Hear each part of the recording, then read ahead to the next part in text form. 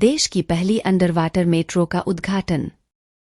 प्रधानमंत्री नरेंद्र मोदी ने बुधवार को देश में कई मेट्रो परियोजनाओं का लोकार्पण किया। इसमें कोलकाता में पानी के अंदर देश की पहली मेट्रो लाइन भी शामिल है। इस दौरान कोलकाता मेट्रो के ईस्ट वेस्ट कॉरिडोर में 4,965 करोड़ रुपए की लागत से निर्मित हावड़ा मैदान एस्प्लेनेड खंड का उद्घाटन भी किया गया। यह किसी भी बड़ी नदी के नीचे देश की पहली परिवहन सुरंग है। इस खंड में बना हावड़ा मेट्रो स्टेशन देश का सबसे गहराई में स्थित स्टेशन भी होगा। उद्घाटन कार्यक्रम के बाद प्रधानमंत्री मोदी ने स्कूल के छात्रों के साथ एस्प्लेनेड से हावड़ा मैदान तक मेट्रो की यात्रा की। अधिकारियों ने बताया कि सुरंग का नदी के भीतर का हिस्सा 520 मीटर लंबा है और ट्रेन को इसे पार करने में लगभग 45 सेकंड का वक्त लगेगा। एस्प्लेनेड मेट्रो स्टेशन पर समारोह स्थल से प्रधानमंत्री ने देश के सबसे पुराने मेट्रो नेटवर्क कोलकाता मेट्रो के न्यू गरिया एयरपोर्ट लाइन के कवि सुभाष हेमंत मुखोपाध्याय खंड और जोका एस्प्लेनेड लाइन के तारातला माजरहाट खंड का भी उद्घाटन किया। Majerhat metro station railway line, platform और एक नहर के ऊपर बना अलग तरह का स्टेशन है। पीएम मोदी ने मेट्रो कर्मचारियों के साथ भी लंबी बातचीत की।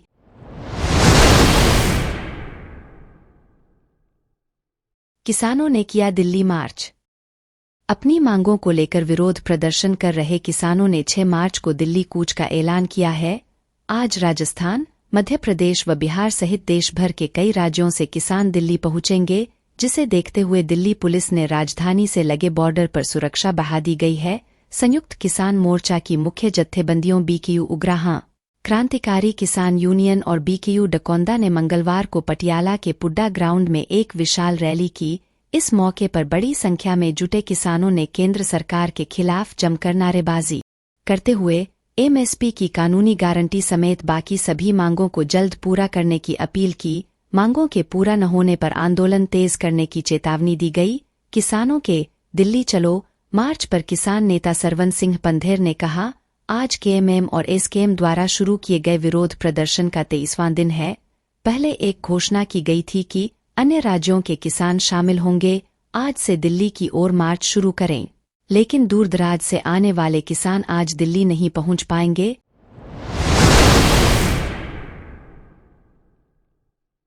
फेसबुक, इंस्टा और थ्रेड हुए डाउन। 5 मार्च 2024 की शाम को व्हाट्सएप को छोड़ मेटा की सभी सेवाएं ठप हो गई थीं। इंस्टाग्राम, फेसबुक और थ्रेड के यूजर्स करीब 1.5 घंटे तक परेशान रहे। हालांकि बाद में सेवाएं बहाल हुईं, लेकिन अभी तक इसके पीछे के कारणों का पता नहीं चल पाया है। मेटा ने अभी तक इसका कोई सटीक कारण नहीं बताया है। आउटेज के दौरान यूजर्स की टाइमलाइन रिफ्रेश नहीं हो रही थी। इसके अलावा कईयों के अकाउंट अपने आप लॉग आउट हो रहे थे। इस आउटेज पर एक्स के मालिक एलन मस्क ने तंज कसा और कहा कि यदि आप यह पोस्ट देख रहे हैं तो इसका मतलब है कि हमारी सेवाएं ठीक हैं और हमारा सर्वर काम कर रहा है। मेटा के इस आउटेज के पीछे साइबर अटैक का कारण बताया जा रहा है। कई एक्सपर्ट ने दावा किया है कि कुछ दिन पहले अमेरिका में जो साइबर अटैक हुआ था, यह आउटेज भी उसी का हिस्सा हो सकता है।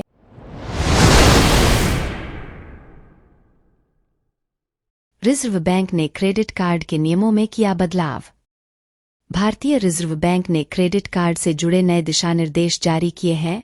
इन निर्देशों के अनुसार कार्ड जारीकर्ता कार्ड नेटवर्क के साथ ऐसी किसी व्यवस्था या करार में शामिल नहीं होंगे जो उन्हें अन्य कार्ड नेटवर्कों की सेवाओं का लाभ उठाने से रोकता हो। कार्ड जारीकर्ता अपने पात्र ग्राहकों को क्रेडिट कार्ड जारी करते समय कई कार्ड नेटवर्क चुनने का विकल्प प्रदान करेंगे। भारतीय रिजर्व बैंक ने कहा है कि मौजूदा कार्डधारकों के लिए यह विकल्प अगले नवीनीकरण के समय प्रदान किया जा सकता है। नए दिशा निर्देश जारी करने के पीछे आरबीआई का उद्देश्य क्रेडिट कार्ड जारी करने और उसके उपयोग में ग्राहकों के लिए अधिक विकल्प और लचीलापन सुनिश्चित करना है। केंद्रीय बैंक के अनुसार कार्ड नेटवर्क और जारीकर्ताओं के बीच कुछ व्यवस्था ग्राहकों के विकल्पों को सीमित कर रही थी। आरबीआई ने इस कारण निम्नलिखित निर्देश दिए हैं। कार्ड जारीकर्ताओं को ऐसे समझौतों में प्रवेश करने से रोका जाता है जो उन्हें अन्य कार्ड नेटवर्क से सेवाओं का लाभ उठाने से रोकते हैं।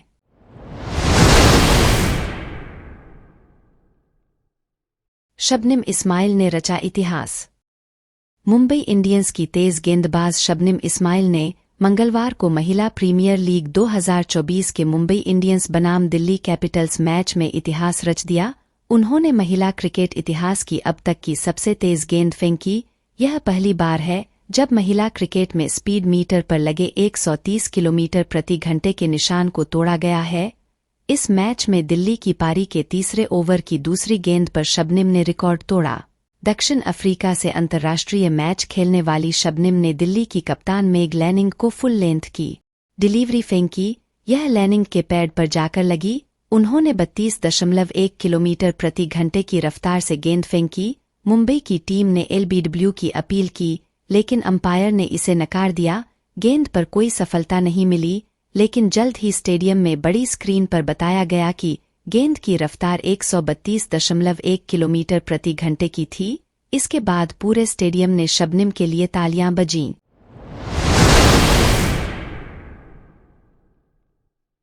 ऑनलाइन ठगी से निपटेगा चक्षु पोर्टल। भारत सरकार ने देश में बढ़ रहे ऑनलाइन स्कैम और फ्रॉड की शिकायत के लिए सरकार ने चक्षु पोर्टल लॉन्च किया है। इस पोर्टल पर आप फोन कॉल, व्हाट्सएप कॉल और मैसेज के जरिए होने वाली किसी भी तरह की ठगी और फ्रॉड के बारे में शिकायत कर सकते हैं। चक्षु पोर्टल को केंद्रीय दूरसंचार विभाग ने लॉन्च किया है। इस पर कोई भी ऐसे फोन कॉल और संदेशों की शिकायत कर सकेंगे जिनके जरिए उनके साथ वित्तीय धोखाधड़ी से लेकर सेक्स एक्सटॉर्शन तक किए जाने या उसकी आशंका है। चक्षु पर संदिग्ध फ्रॉड कम्युनिकेशन रिपोर्ट प्रणाली दी गई है। इसमें धोखेबाजों के फोन या व्हाट्सएप कॉल और मैसेज की जानकारी दी जा सकेगी। नागरिक किसी भी तरह के फ्रॉड के सबूत जैसे स्क्रीनशॉट भी अपलोड कर सकेंगे। उन्हें कॉल या मैसेज आने का समय, तारीख और अन्य उपलब्ध जानकारी लिखनी होगी। अपना नाम और फोन नंबर बताना होगा। उनके फोन नंबर पर ओटीपी भेजा जाएगा, जिसे बताने पर शिकायत दर्ज हो जाएगी।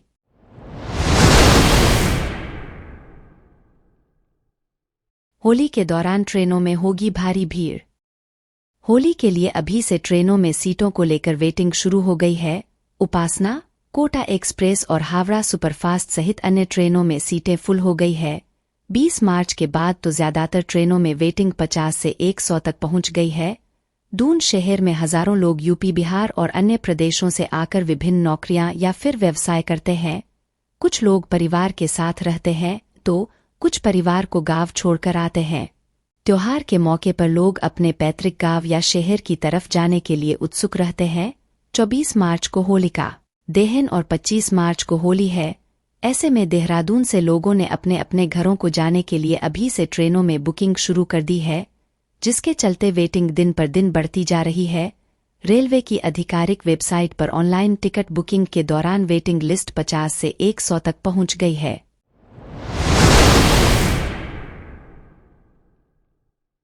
बंगाल सरकार पर अवमानना केस करेगी ईडी। शाहजहां शेख और संदेश खाली के मुद्दे पर पश्चिम बंगाल सरकार फंसती दिख रही है। दरअसल कलकत्ता हाई कोर्ट ने ईडी को बंगाल सरकार के खिलाफ अवमानना याचिका दायर करने की मंजूरी दे दी है। दरअसल पश्चिम बंगाल पुलिस ने हाई कोर्ट के आदेश के बावजूद टीएमसी नेता शाहजहां शेख को सीबीआई को सौंपने से इनकार कर दिया था। ईडी की तरफ से डिप्टी सॉलिसिटर जनरल धीरज त्रिवेदी ने हाईकोर्ट से बंगाल सरकार के खिलाफ अवमानना याचिका दायर करने और उस पर जल्द सुनवाई की अनुमति मांगी, जिसकी हाईकोर्ट पीठ ने मंजूरी दे दी। कलकत्ता हाई कोर्ट की जस्टिस हरीश टंडन और हिरणमय भट्टाचार्य की डिवीजन बेंच ने ईडी को बंगाल सरकार के खिलाफ अवमानना याचिका दायर करने की मंजूरी दी। इससे पहले मंगलवार को हाईकोर्ट ने ईडी टीम पर हमले की जांच सीबीआई को सौंपने और सीबीआई को शाहजहां शेख की कस्टडी देने का निर्देश दिया था।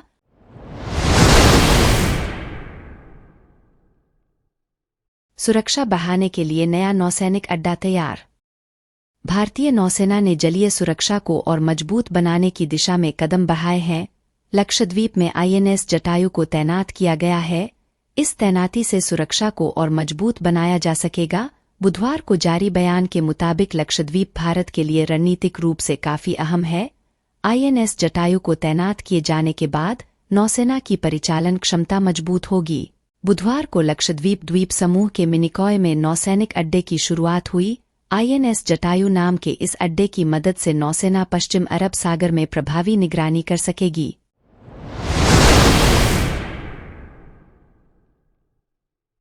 केरल में हाल ही में लोगों पर हुए वन्यजीव हमलों ने राज्य सरकार की चिंताएं बढ़ा दी है। मानवपशु संघर्ष को राज्य विशिष्ट आपदा घोषित किया है। इस मामले के समाधान के लिए जिला और स्थानीय स्तर पर आपदा प्रबंधन प्राधिकरण को शामिल किया जाएगा।